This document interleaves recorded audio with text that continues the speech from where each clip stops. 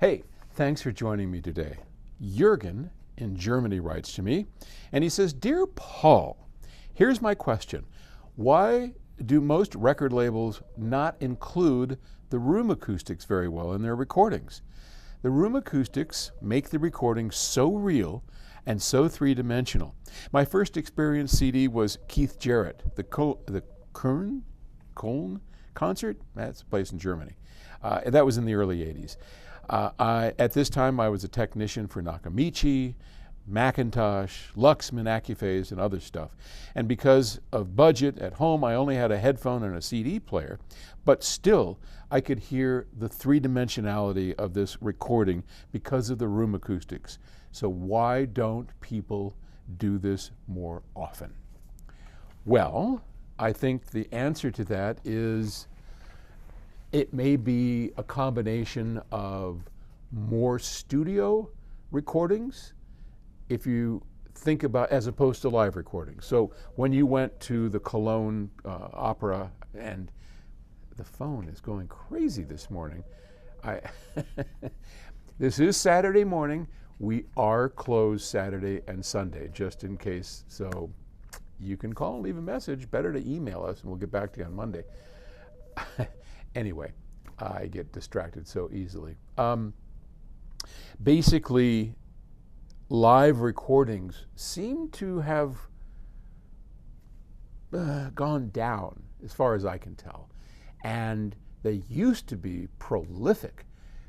All the Mercury recordings, all the old RCAs, many of them were these wonderful Carnegie Hall recordings. They were these wonderful venues.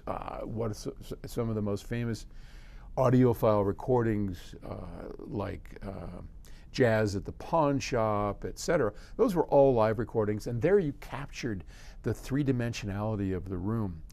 Today, I think a lot of recordings, many more, are made in the studio. And when you have a studio recording, well, like we do at Octave Records, you're not going to be able to capture the room because the studio is not some giant church or opera house, right? Studios, I mean, we do our best.